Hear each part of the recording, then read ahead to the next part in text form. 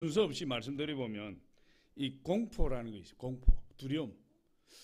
뭐 두려움이 더 강한지 공포가 강한지 모르겠지만은 두려움이 점점 강해지면 이 공포가 오는 것 같아요. 사람이 공포에 딱 사로잡히면 아무것도 못해요. 꼼짝도 못하고 그냥 두려워서 그 두려움을 견딜 수 없어서 아무것도 못합니다. 바보처럼 돼버려요. 그리고 또 하나를 보면은 이 우울증에 걸려버리면 그 사람 또 아무것도 못해. 바보처럼. 사람도 못 만나고 일도 제대로 못하고 설사 사람을 만난다 할지라도 위장대에 만나게 되고, 그래서 이 우울증 걸린 사람들은 이 보면 참 고생하다가 아주 괴로워하다가 자살로 생을 마감하는 사람이 많아요. 아주 이게 고약한 질병이 이 우울증이. 그 우울증에 사로잡히면은 사람이 꼼짝 못한다. 또 보니까 이 비전이 없는 사람, 꿈이 없고 비전이 없는 사람은 이 또 인생이 별거 없어요. 별거 아니에요. 이게 꿈이 없고 인생이 비전이 없는 사람은 그냥 막 닥치는 대로 삽니다. 닥치는 대로 살다가 인생을 포기해버려요. 왜? 비전이 없으니까. 왜 살아야 되는지를 모르니까. 그래서 가장 행복한 사람, 이 세상에 와서 가장 행복한 사람은 어떤 사람이냐? 내가 왜 태어났는지, 무엇을 위해서 살아야 되는지를 아는 사람. 그걸 우리 기독교에서 사명이라고 이야기합니다. 뭐 꼭 기독교뿐만 아니라도 우리는 그걸 사명이라 이렇게 이야기하고, 하나님 우리를 부르신 목적을 알고 살아가는 것을, 그 하나님 부르신 목적대로 살아가는 것을 우리 소명이라 이렇게 이야기해요. 하나님이 우리를 콜링하셨다. 그걸 아는 사람, 그걸 깨닫는 사람이 제일 행복한 사람이에요. 내가 왜 사는지를 알아야지. 내가 무엇을 위해서 사는지를 알아야지. 그냥 막 시간이 하루에 24시간 주어지니까 그 시간을 막 소비하고 이렇게 막 막무가내로 사는 것이 아니라, 내가 무엇을 위해서 이 시간을 허비해야 되고 무엇을 위해서 이 시간을 써야 되는지를 아는 사람, 그 사람처럼 행복한 사람이 없어요. 그런 사람은 낙심하지 않는 겁니다. 장애물이 다가와도 능히 이길 수 있어요. 왜? 내가 해야 될 일을 아니까, 무엇을 해야 될지를 아니까. 그런데 우리 인간의 마음속에 이 공포와 우울감, 그리고 이 꿈이 없는, 비전이 없는 이런 사람은 방향을 잃어버린 사람과 같아요.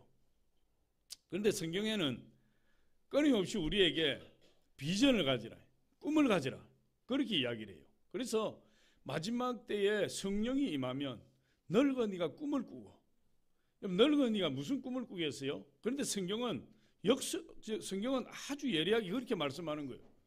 성령이 임하면 늙은이가 꿈을 꾼다. 그럼 젊은이는 환상을 보는데 똑똑해요. 박수 한번. 환상을 보는데 늙은이가 꿈을 꾸면 젊은이는 더 꿈을 꾸는 거지. 더. 그렇잖아요. 그러니까 성령이 임하면 우리에게 비전이 생기고 꿈이 생긴다. 그 성령은 어떻게 오는 거죠? 예수 그리스도를 통해서 오는 거예요. 예수님 통해서. 그래서 여러분, 성경에는 꿈과 비전을 가지고 주님을 따르라. 꿈과 비전을 가져야 주님을 따를 수가 있어요. 그래서 이 꿈과 비전을 가지고 주님을 따르는 사람에게는 어떤 표적이 나타나느냐? 얼굴이 환해집니다. 그 마음의 기쁨이 임해요. 그래서 마음의 기쁨이 임하니까 얼굴이 티 없이 맑아지고, 그래서 예수를 믿으면 기쁘고 즐겁고 행복하다. 기쁘고 즐겁고 행복합니다.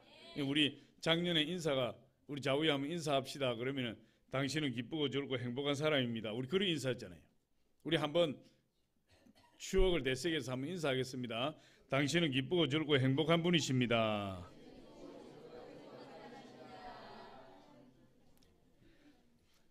기쁨이에요. 오늘 성경에도 보니 큰 기쁨이 있더라. 예수를 받아들이니까 큰 기쁨이 있더라. 성령이 임하니까 큰 기쁨이 있더라. 복음을 전하니까 큰 기쁨이 있더라. 복음을 받아들이니까 큰 기쁨이 있더라. 그렇게 이야기를 해요. 기쁨이 있는 사람은 여러분 그 마음이 즐거워지고, 마음이 즐거워지면 우리 육체가 건강해지는 거예요. 기쁨이 여러분 우리에게 건강을 가져다 줍니다. 잠언서 17장 22절 한번 보면 우리 같이 한번 읽어봅니다. 시작. 마음의 즐거움은 양약이라도 심령의 근심은 뼈를 마르게 하느니라. 마음의 즐거움은 약이 되어서 양약이 양약. 좋은 약이 되면 좋은 약. 서양의 약이 아니고 우리 한약이 아니고 좋은 약이 되어서 우리 양약이 되어서 우리 마음의 즐거움이 양약이 되어서 우리를 건강하게 만드는 거예요. 그런데 심령의 근심은 뼈를 마르게 하느니라. 기쁨이 없는 사람, 기쁨을 잃어버린 사람은 어떻게 됩니까? 병이 걸린다. 병이. 그래서 우리 안에 기쁨이 있으면 그 기쁨이 우리를 건강하게 만들고 또 건강하게 만드는 힘이 되고 또 모든 일을 할 수 있는 의욕을 갖다 주고 그래서 그 사람의 얼굴이 환하게 밝아진다. 그러니까 우리 예수를 믿으면 우리 얼굴이 어떻게 돼야 돼요? 밝아야 돼. 환하게. 할렐루야. 예수를 믿는데 얼굴이 막 찌그러져 가지고 얼굴이 막 우울해져 가지고 막 건드리면 톡하고 터질 것 같은 울음 섞인 얼굴을 가지고 이렇게 살아가면 안 돼요. 얼굴이 환해야 돼. 할렐루야. 얼굴이 밝아야 돼. 그래서 얼굴이 밝으면 사람들이 알아보는. 사람들이 알아봐서 이렇게 묻습니다. 당신은 어떻게 그렇게 얼굴이 밝습니까? 당신은 뭐가 그렇게 즐겁습니까? 도대체 당신이 가지고 있는 소망의 근원이 무엇입니까? 그것 좀 가르쳐 주세요.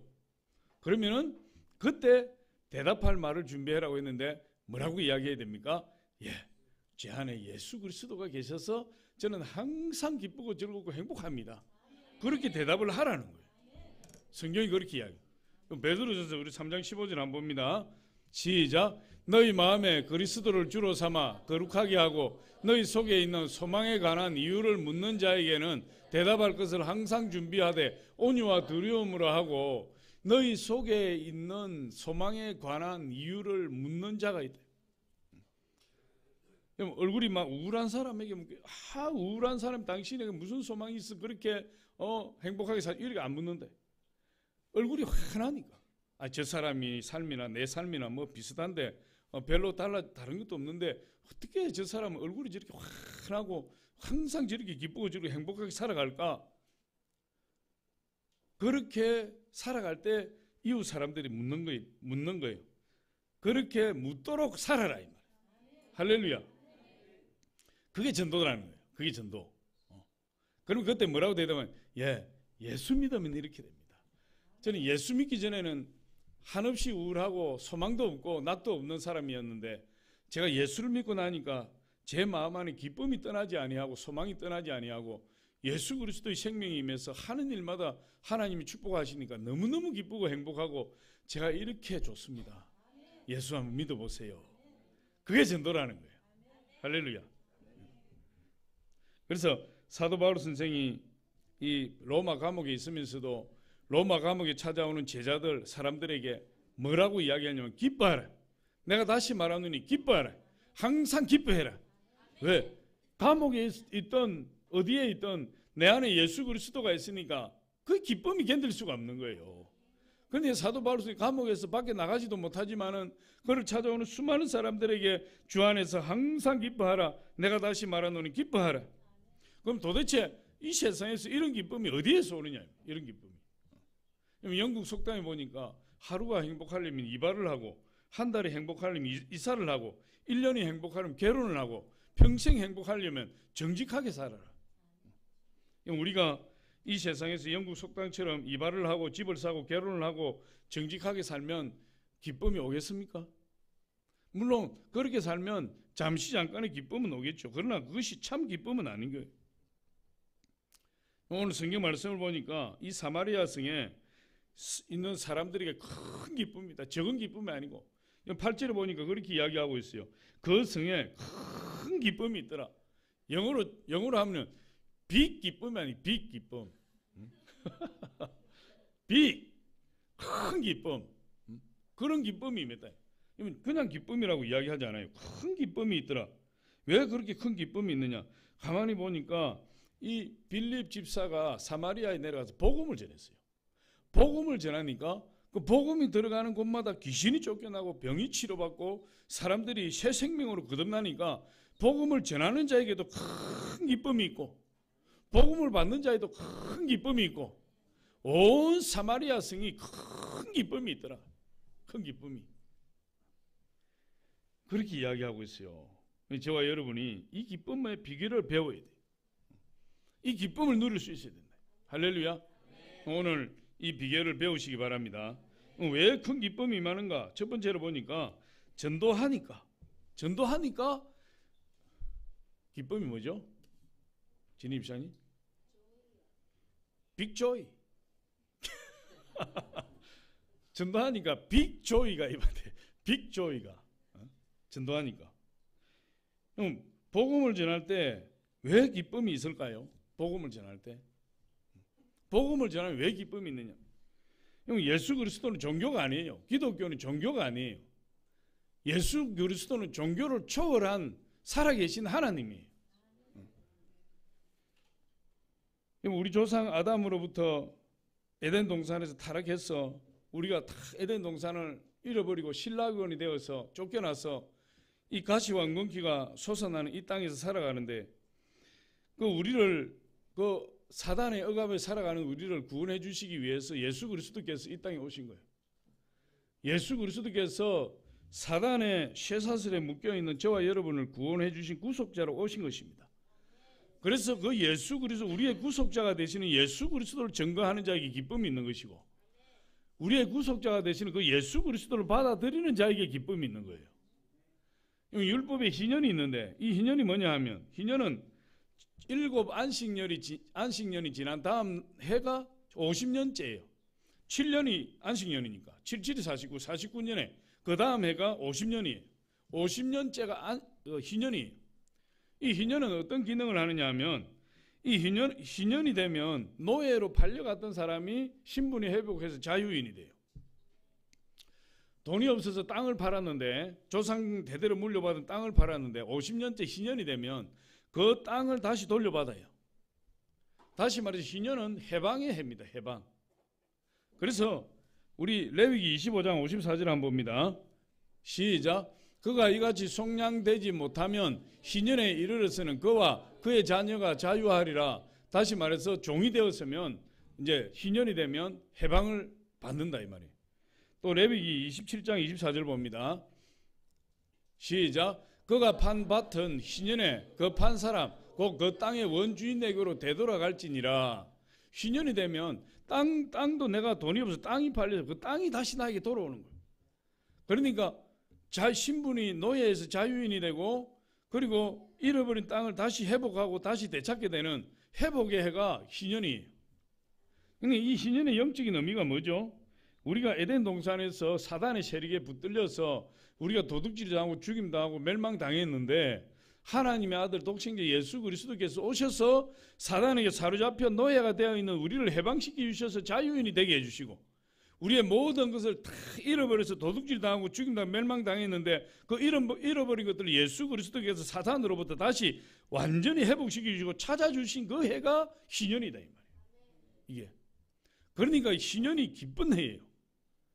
예수 그리스도가 십자가에서 죽으셔서 우리의 모든 잃어버린 것들을 회복해 주신 그것을 기념하는 것이 바로 희년이에요. 그러니까 이건 복음을 전하는 걸 누굴 전하는 거죠? 예수님 전하는 거 아니에요. 복음 전하는 게. 그 희년을 가지고 오신 예수 그리스도를 전하니까 전하는 자도 기쁨이 넘치고 받는 자도 기쁨이 넘치는 거예요. 오늘 성경 말씀을 보면 이 스데반 집사의 순교 사건으로 핍박이 일어났어요. 예루살렘 교회에. 그럼 교회가 전도하지 않으면, 선교하지 않으면 하나님이 흩어버려요. 개인도 마찬가지입니다. 하나님이 축복을 하시면 반드시 선교를 하고 전도를 해야 돼요. 그거 안 하면 하나님이 심판하신다. 교회도 그거 안 하면 하나님 흩어버려요. 그래서 우리 교회는 개척하면서부터 하나님 전도실 세우게 해주세요. 개척하면서부터 어떻게 하든지 우리가 이 온전한 선교사는 파송 못하지만은 우리 청년들을 데리고 1년에 한 번씩이라도 선교를 나가서 하나님 복음을 전하려는 소망을 가지고 우리가 지금까지 해온 거예요. 근데 왜 그러느냐? 선교하지 않고 전도하지 않는 교회는 교회가 아니다. 교회 목적을 잃어버려. 교회 목적을. 하나님이 교회를 세우신 것은 그 일을 하도록 세우셨다. 교회가 예수 그리스도의 몸된 교회가 되고 예수 그리스도의 교회가 머리가 되시는데, 그 예수님의 교회를 세우신 목적을 따라서 우리가 교회를 이끌어가 섬겨 나가야 그걸 기뻐하시는 거죠. 그런데 이 예루살렘 교회가 초대교회 제일 처음으로 세워진 교회인데 3,000명이 회심하고 얼마나 성령의 역사가 강했는지 베드로가 설교한 3,000명이 회심해서 성도가 된 것이 아니라 제자가 되었다고 이야기해라. 제자가. 그 다음에 5,000명이 회심해서 제자가 되고, 근데 순식간에 막 예루살렘 교회가 엄청나게 부흥을 한 거예요. 그런데 이렇게 교회가 커지고 부흥을 하다 보니까 12사도가 그 교회를 섬기고 있고 120명의 제자들이 교회를 섬기고 있고 수많은 훈련받은 제자들이 있었지만은 교회가 막 커지고 보니까 문제가 뭐냐? 전도를 하지 않는 겁니다. 교회가 전도를 하지 않고 교회 안에 구제 문제, 또 교회 안에 여러 가지 문제, 그 문제들을 해결하느라고 정신없어요. 그래서 나중에 베드로와 12사도가 고심을 하다가 우리는 전도하는 일과 기도하는 일에 전념할 때니 성령과 이 칭찬받는 자 7명, 7집사를 선택해서 구제하는 일과 교회하는 일에 다 맡기고 우리 사도들은 전도하고 기도하고 설교하는 일에 전념하자. 그래가 7집사를 정한 거예요.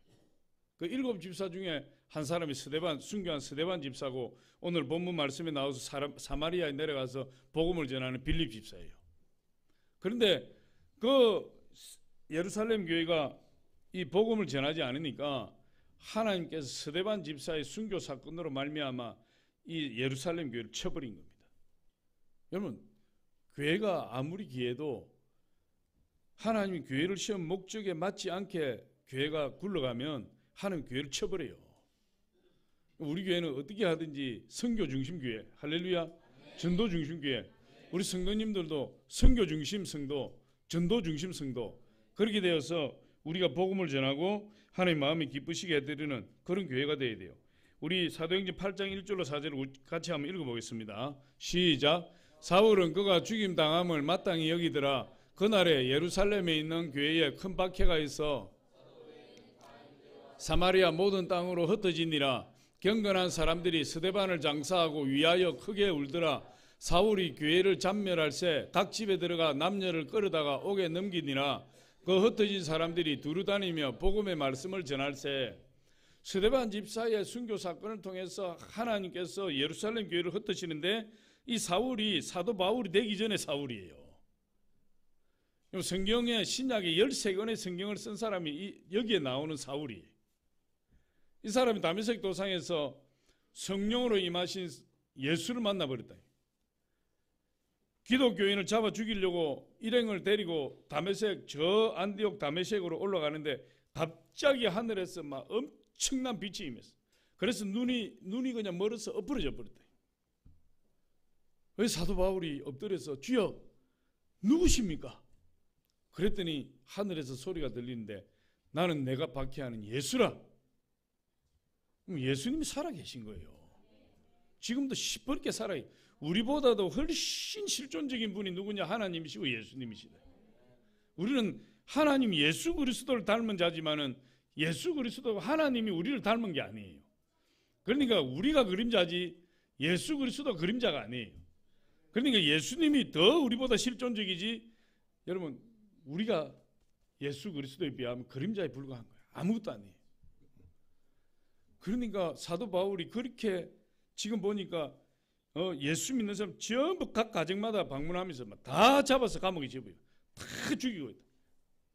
그때 예수 믿는 사람들이 사도들 빼고는 전부 흩어져서 복음을 전하는데 흩어져서 뿔뿔이 흩어지게 되는데 흩어지니까 어떻게 됩니까? 이 빌립 집사가 사마리아 가서 복음을 전하는 거예요. 지금. 그래서 전도하기 시작했다. 교회가 흩어져야 돼요. 흩어지지 않으면 안 돼요. 구약 시대의 전도는 이 구심력 전도라고 해서 이 이방인들이 이스라엘이 들어와야 구원을 받아요. 예루살렘 이스라엘 민족에 들어와야 돼요. 안 들어오면 전부 죽여. 그런데 신약에 들어와서는 원심력 전도예요. 전부 나가는 겁니다. 할렐루야. 너희는 모든 족속을 제자를 삼아 아버지 아들 성령 이름으로 세례를 주고 내가 너희 분반 모든 것을 가르쳐 지키게 할지어다. 볼지어다 세상 끝날까지 내가 너희와 함께 있으리라. 그 약속을 딱 주시고 우리가 모였으면 이제 나가는 거예요. 주보를 보면 여러분이 보셨는지 모르겠는데 우리 주보 순서 맨 밑에 끝나 축도 밑에 보면 빨간 글씨로 주님은 2020 3300 세계 비전을 이루기 위해 당신을 세상으로 파송합니다. 예배 드리고 나면 세상으로 파송되는 거예요. 나가서 뭐합니까? 직장에서, 학교에서, 그리고 여러분 만나는 사람들에게, 운동하는 자리에서 다 복음을 전하는 거예요. 그게 살아있는 성도고 살아있는 교회라는 거예요. 그래서 우리가 교회에서 은혜 받고 여기가 좋습니다 하고 나가지 않고 서로 교제만 하고 이렇게 하면, 전도를 하지 않으면, 선교를 하지 않으면 하나님이 실망하세요. 아주 실망하시고 하나님 낙심하신다. 성경에 보면 예수님이 이 세상에 오신 목적에 대해서 몇 번이나 분명하게 밝히고 있어요. 예수님께서 온 갈릴리를 두루다니시며 천국 복음을 전파했다 이렇게 말씀하시고, 또 예수님께 제자들에게 말씀하시고 우리가 다른 마을로도 가자. 이를 위하여 내가 거기서도 전도하리니 이를 위하여 내가 왔노라 이렇게 말씀하시고, 또 제자들에게 추수할 것은 많되 추수할 일꾼이 부족하니 추수한 일꾼을 보내어 주소서 하라 이렇게 말씀하고 있어요. 그럼 지금 추수할 때가 지났어. 추수할 때가 성경에 보니까 예수님이 추수할 시기가 넉 달이나 지나버렸다. 여러분 곡식이 누렇고 황금 들녘이 되어서 추수를 해야 되는데 그 시기가 지나버리면 곡식이 하얗게 돼버려. 하얗게 돼가지고 이제 바람이 흔들리면 다 떨어져요. 지금 그럴 시기다. 이미 예수님 그렇게 이야기하는. 그럴 시기인데 지금 추수할 일꾼이 없다. 이 세상에 하나님 믿는 사람 그렇게 많아도 그런 곡식을 추수할 일꾼이 없다. 그러니까 추수하는 주인에게 청하여 추수할 일꾼을 보내주소서 그렇게 요청을 해라. 제가 새벽마다 그 이야기 기도하는 겁니다. 하나님 일꾼 좀 보내주세요. 일꾼 좀 보내주세요.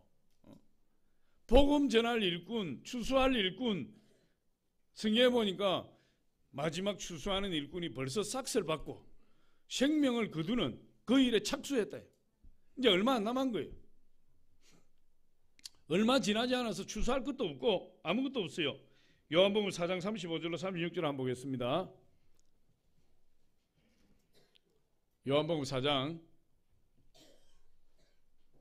시작. 너희는 넉 달이 지나야 추수할 때가 이르겠다 하지 아니하느냐. 그러나 나는 너희에게 이르노니 너희 눈을 들어 밭을 보라. 휘어져 추수하게 되었도다. 거두는 자가 이미 싹도 받고 영생에 이르는 열매를 모으나니 이는 뿌리는 자와 거두는 자가 함께 즐거워하게 하려 함이라.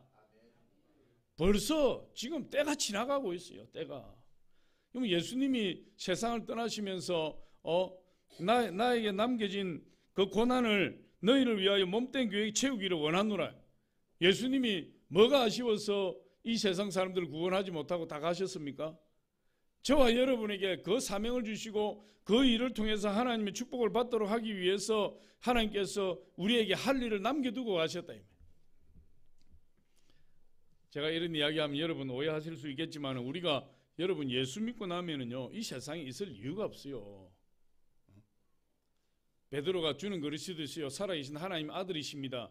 바요나 시몬아 내가 보기 했던 이 일을 알게 한 일은 혈육이 아니고 하늘에 계신 너희 하나님 아버지시니라.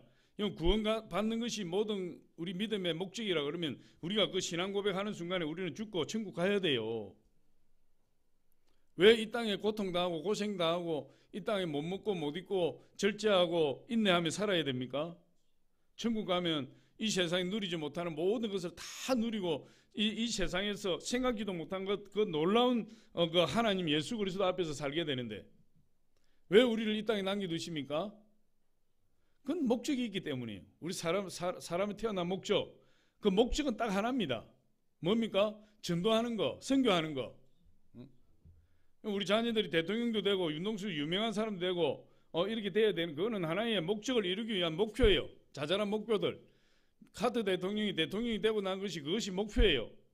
대통령직을 발판 삼아서 복음을 전하겠다. 실제로 그랬어요. 그분이. 그 대통령직보다도 더 중요한 게 교회에서 봉사하는 거였어요. 우리 인생의 목적은 딱 하나. 복음 전하는 거. 할렐루야. 그거 아니면 우리가 이 세상에 살 목적이 없는 거예요. 그러니까 모세와 아론을 보니까 사명을 다하니까 모세가 120세가 되었지만은 눈이 시퍼렇게 살아있고 체력이 건장해서 여러분 그 산에까지 산 정상까지 걸어 올라간 사람이 그런데 사명이 끝나니까 하나님이 데려가 버리죠. 아론도 마찬가지예요. 사명이 끝나니까 제사장복을 벗기니까 아론이 세상을 떠나버려요. 사명이 있는 사람 안 죽어요. 걱정하지 마세요, 여러분. 할렐루야. 사명이 있는 사람은 안 죽어. 그런데 사명이 있는 사람도 죽어요. 어떤 사람이 사명 감당 안 하면 죽는 거예요. 안 하면. 그런 사람은 세상 말로 밥충이 돼. 밥충이. 밥을 축내는 사람이에요. 이 세상에 굶어 죽는 사람이 얼마나 많은데 사명도 감당 안 하면서 이미 구원받은 사람이 사명도 감당 안 하면서 이 땅에 남아서 밥을 축내고 밥충이. 왜 하나님이 참다 기다리고 기다리다 언제나 저제나 할까 이제나 할까 기다리시다가 끝끝내 안 하면은 하나님 더 이상 속지 몇 번 속다가 더 이상 못 속으면 이제 데려가시는 거예요. 그 과정이 이제 있는 거죠. 막 문제도 주었다가 어려움도 주었다가 막 이리 쳤다가 막 저리 굴렀다가 막 이렇게 하나님이 막 신호를 막 보내는 거예요. 신호를 막 보내다가 그래도 깨닫지 못하고 안 하고 고집 피우고 있으면 하나님 데려가는 거예요. 그래도. 그러니까 지금 이 전도를 하게 되니까 흩어져서 고난을 당하고 핍박을 당하고 흩어져서 사마리아 땅에 가서 빌립을 전도를 하니까 전도하는 자도 기뻐하고 전도를 받는 자도 기뻐하고 그냥 기쁜 거예요. 여러분 최근능 목사님이 일제시대 때 예수를 전할 때 어떻게 전하느냐, 이렇게 가만히 있다가 사람이 지나가면 예수 천국 막 이래버렸다고. 가만히 있다가 지나가면 예수 천국. 그러면 사람들이 뒤로 발랑발랑 넘어지는 거예요. 이 사람이 이거. 근데 하루는 일본 순사가 지나가는데 가만히 있다가 예수 천국 이러면 일본 순사가 막 깜짝 놀라가지고 잡아갔어요. 최근능 목사를. 경찰에서 잡아갔어요. 잡아가가지고 당신이 도대체 왜 그런 이상한 소리를 하는 거냐고. 예수 천국 하는데 정말 예수는 살아 계시기나 하고 천국이 있기나 한 거요? 이따만 한번 이야기해 보시오. 그랬더니 최근능 목사님이 천국이 있지요. 천국이 어디 있어? 한번 보여주시오. 저 천국 본당은 본점은 내가 보여줄 수 없지만 천국 지점은 내 안에 있습니다. 내 안에. 천국 지점이 자기 안에 있으니까 그 먹을 것 없이 전도자로서 이리저리 돌아다니면서 복음을 전하고 핍박을 당해도 천국 지점이 자기 안에 있으니까 그 안에서 나오는 기쁨이 견딜 수 없어가지고 사람만 만나면은 예수 천국 이렇게 전하면서 복음을 전해야 돼요. 우리가 예수 그리스도가 내 안에 있으면 이 기쁨을 가릴 수가 없는 거예요. 기쁨을 주체할 수가 없는 거예요. 그래서 자꾸만 그 기쁨이 우리를 통해서 얼굴로 나타나고 우리 말로 나타나고 입술로 나타나고 복음을 전하는 걸로 나타나는 거예요. 전도할 때 큰 기쁨이 있어요. 두 번째 보니까 귀신이 떠나갈 때 큰 기쁨이 있다. 귀신이 떠나갈 때. 우리 7절 한번 봅니다. 7절 상반절에 보니까 많은 사람에게 붙었던 더러운 귀신이 크게 소리를 지르며 나가고. 복음을 전하니까 뭐가 떠나가는 거예요? 귀신이 떠나간다. 귀신이. 그럼 지금같이 문명사회 과학이 발달한 이 시대에 귀신 이야기하면은 무슨 귀신 씨나락 까먹는 소리 하세요. 왜 귀신 이야기인데 씨나락이 왜 나오는지 모르겠어. 귀신 씨나락 까먹는 소리 이랬다고. 귀신 씨나락이 뭔지 아세요? 벽시를 틔우기 전에 있는 그게 씨나락이에요. 씨나락. 왜 귀신이 씨나락을 까먹나?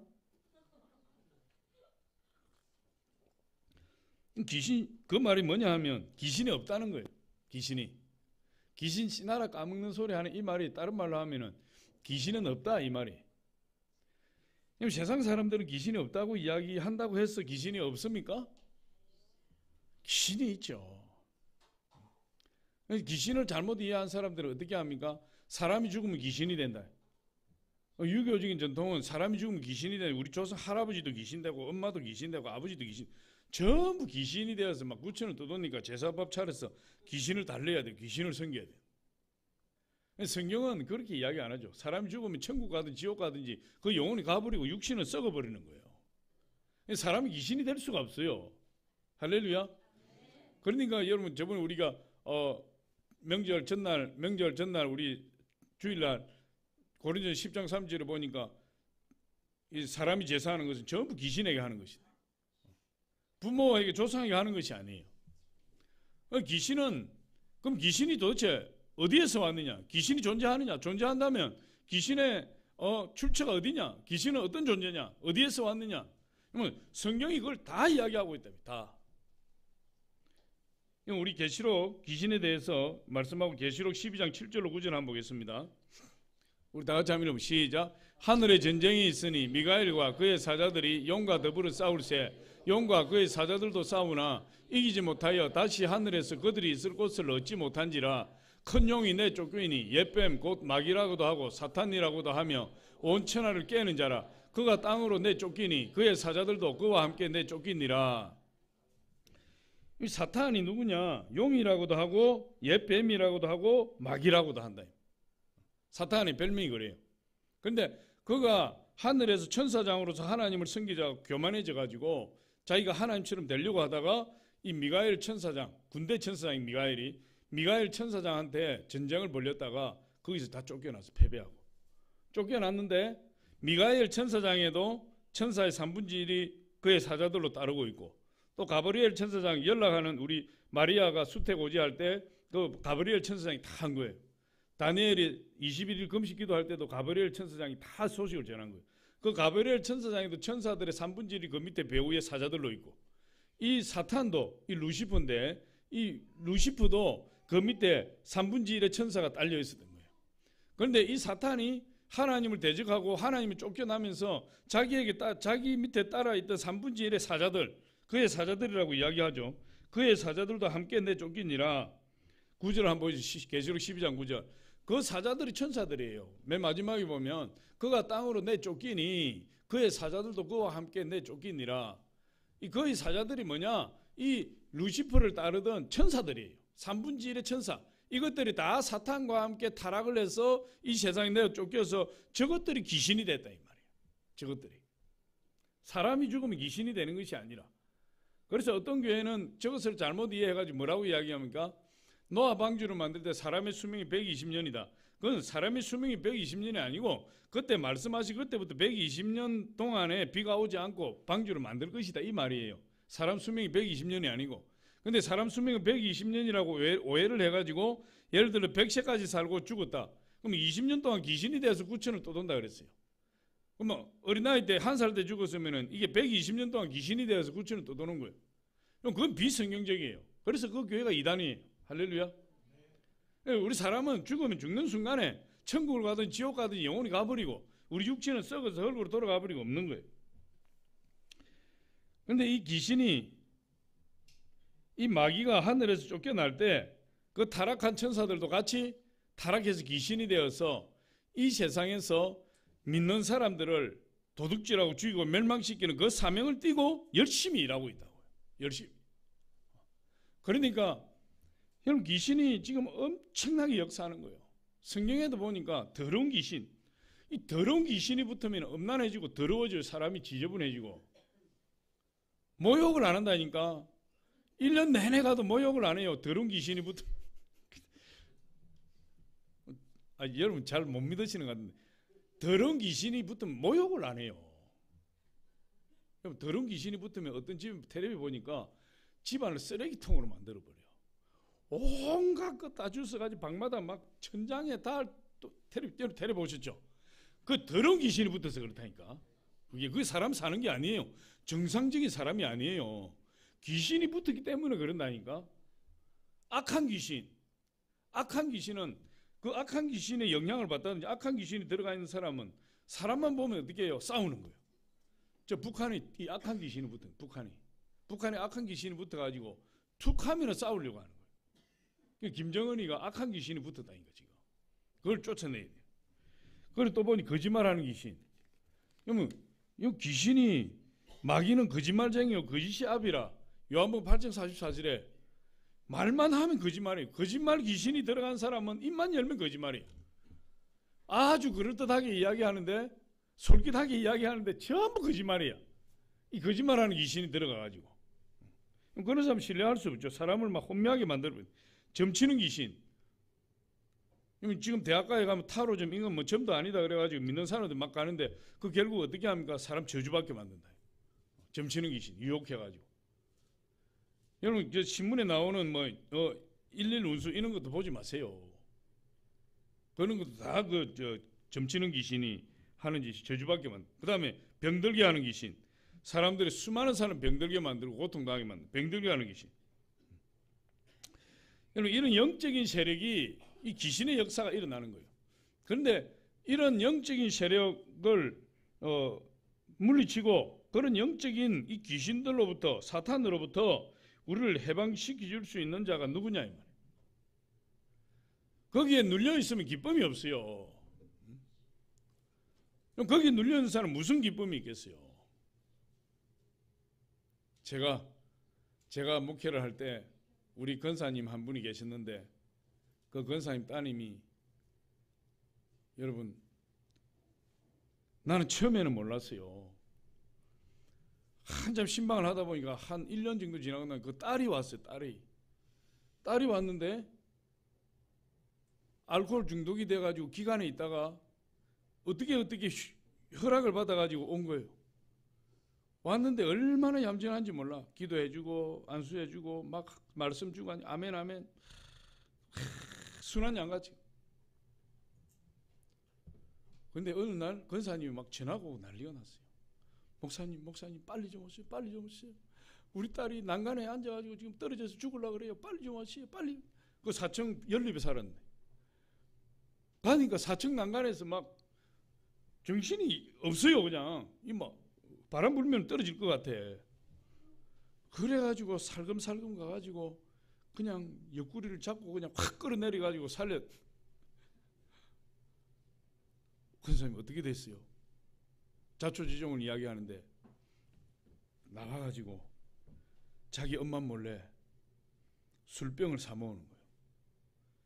서랍 밑에다가 소주병 숨겨놓고 이쪽에 숨겨놓고 저쪽에 숨겨놓고 저쪽에 숨겨놓고 막 숨겨놓고 이게 뭔가 뒤틀려 가지고 술을 한 잔 마셨다 하면 그거 다 꺼내 마시고 돈 가지고 가서 또 술 다 사다가 마셔버리고 정신이 나버려. 그러면 이제 난간에 올라가는 거예요. 난간에. 감당이 안 돼요.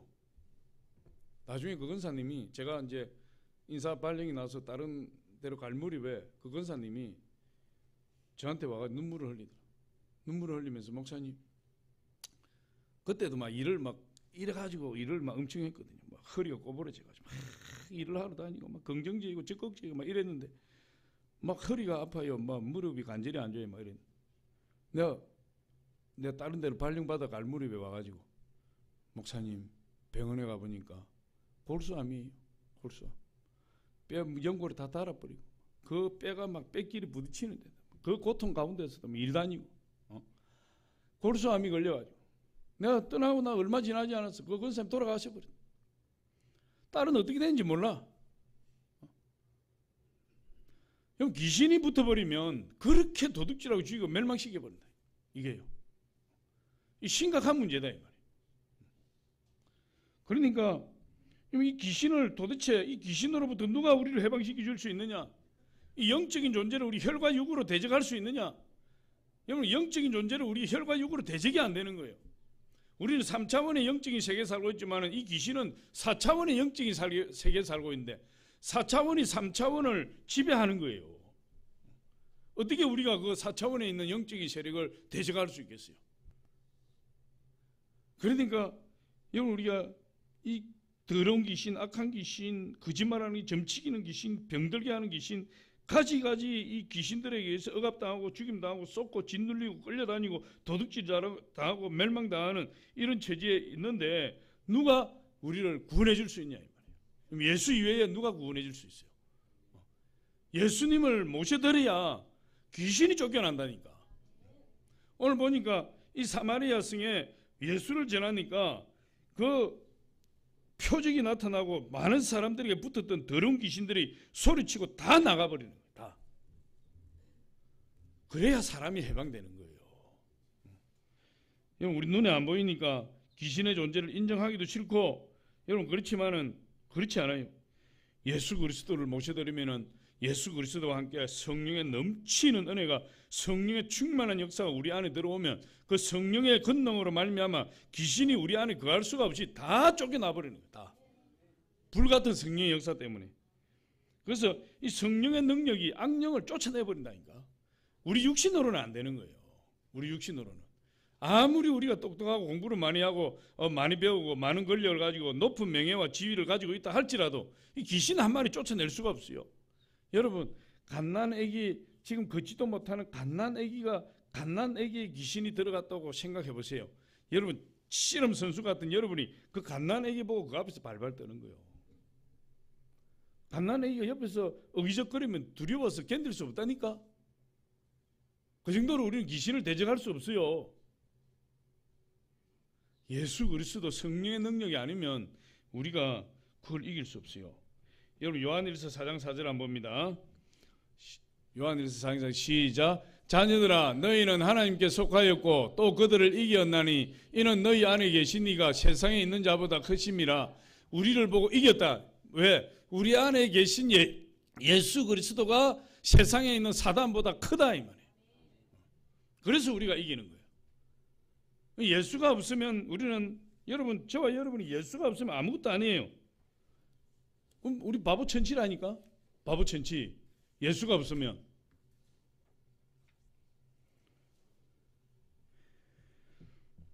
우리 요한일서 3장 8절 한번 봅니다.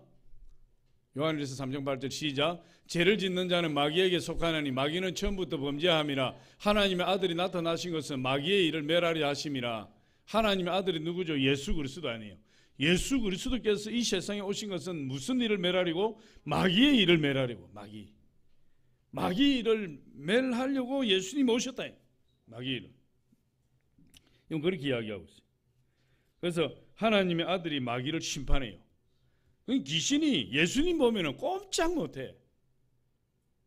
그 그라사 광인 두 사람 무덤 사이에서 쇠사슬에 묶여 있는데 사람만 지나가면 잡아먹으려고 그래. 사람만 지나가면 막 돌멩이 던지고 막 쇠사슬 가지고 막 후리치고 막 그러니까 사람들이 무서워서 막 36개 도망쳤네. 사람을 아주 우습게 보네 귀신이. 그런데 예수님이 배를 타고 그 무태에 딱 내리니까 그 귀신이 그냥 막 쭉 달려가가지고 그 앞에 무릎 꿇어버려. 주여, 하나님의 아들이여, 우리를 멸하려 오셨나이까? 당신이 우리가 무슨 상관이 있나이까? 저를 멸하지 마소서. 귀신이 막 예수님 보고 막 놀래가지고 막 그냥 막 무지개 집에 던질까봐, 지옥에 던져버릴까봐 그 앞에서 막 오라 해도 하지도 않았는데 막 달려가서 그 앞에서 무릎 꿇어버려. 그런데 귀신의 믿음이 우리 믿음보다 클 수 있어요. 귀신은 하나님의 존재에 대해서 의심하지 않아요. 아예. 하나님께 나아가는 자는 반드시 그가 계신 것과 귀신은 하나님 계신 걸 확실히 안다. 그가 자기를 찾는 자에게 상 주시는 믿어야 할지니.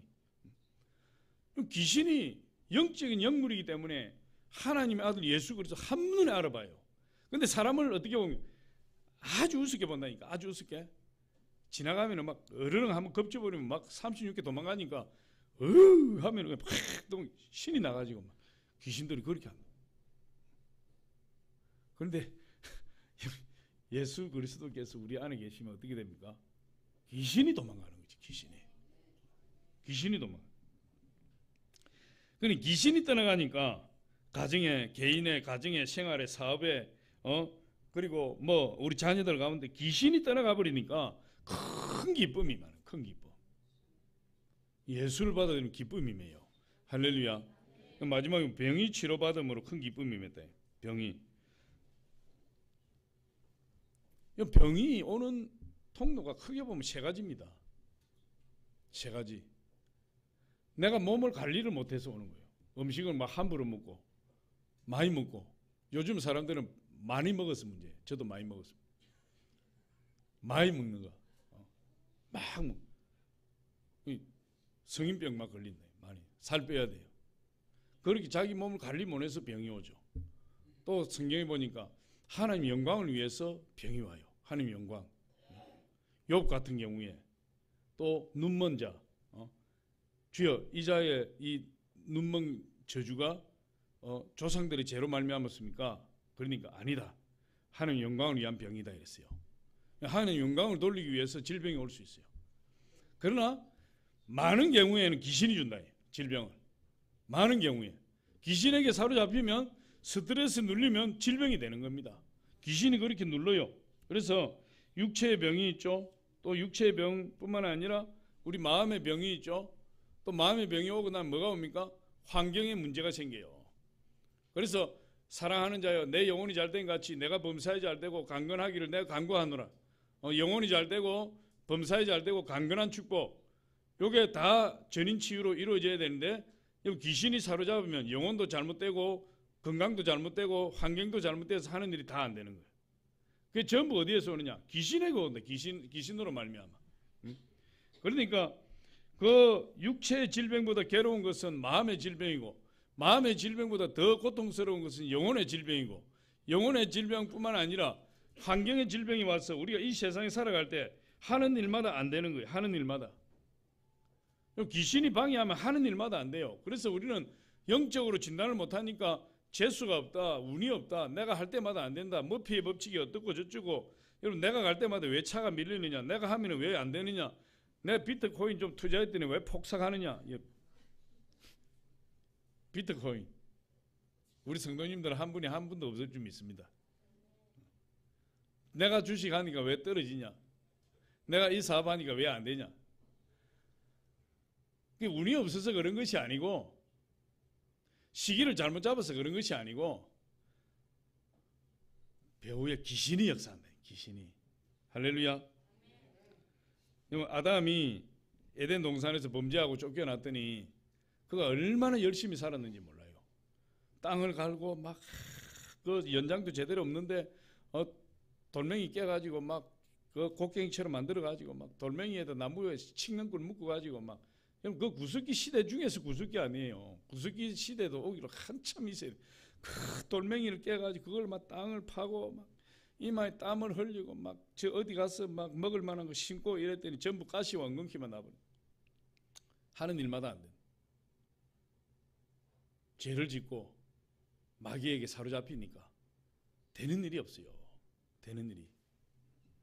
그러니까 우리 생활의 문제, 여러분 일을 하고 애를 써도 게으르고 성실하지 못해서 문제가 오는 거야.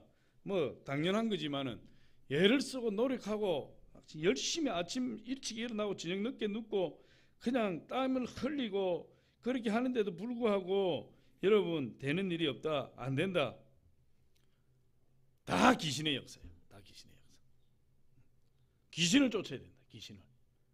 그럼 어떻게 해야 되느냐? 귀신을 쫓아야죠. 하나님 앞에 나와서 기도하고, 하나님 우리 사업을 안 되고 가정을 안 되고 생활을 안 되고 만드는 이 더러운 귀신을 예수 이름으로 쫓습니다. 그리고 하나님 앞에 맡기고 쫓아내고 우리의 질병을 갖다 주는 더러운 귀신을 쫓아내고 문제를 일으키는 더러운 귀신을 쫓아내고 그런 영적인 노력을 해야지. 그냥 운명적으로 받아들이고 내가 운때가 없어 그렇다 그러고, 여러분 그렇게 하면 평생 그렇게 사는 거예요. 평생. 성경에 보니까 수고하고 무거운 짐진 자들아 다 내게로 오라 내가 너희를 쉬게 하리라. 수고하고 무거운 짐을 지고 누구에게 가야 됩니까? 예수님께 가야 돼요. 너희는 먼저 그의 나라와 그의 의를 구하라. 그래야면 이 모든 것을 너희에게 더하시리라. 수고하고 무거운 짐진 것, 또 먼저 하나님 나라와 의를 구하면 이 모든 것, 생활의 문제, 건강의 문제, 영적인 문제, 범사의 문제, 가정의 문제, 모든 것, 이 모든 것을 하나님이 다 채워주시겠다. 그렇게 이야기합니다. 오늘 사도행전 8장 7절로 8절에 보니까 이렇게 이야기합니다. 많은 사람에게 붙었던 더러운 귀신들이 크게 소리를 지르며 나가고 또 많은 중풍병자와 못 걷는 사람이 나으니 그 성에 큰 기쁨이 있더라. 큰 기쁨이 있더라. 복음을 전할 때 귀신이 쫓겨나고 병이 치료받고 생활이 풀어지고 문제가 해결되고 그런 체험이 우리에게 임할 때 큰 빅조이, 큰 기쁨. 할렐루야. 저와 여러분에게, 여러분 복음 전하는 일에 힘쓰시기 바랍니다. 아까 요한복음 5장에 보니까 전하는 자나 받는 자가 다 함께 즐거워하게 하시다. 즐거워. 누가? 하나님이. 그런 사람은 승리자가 되는 겁니다. 할렐루야. 기도하겠습니다. 아버지 하나님 감사합니다.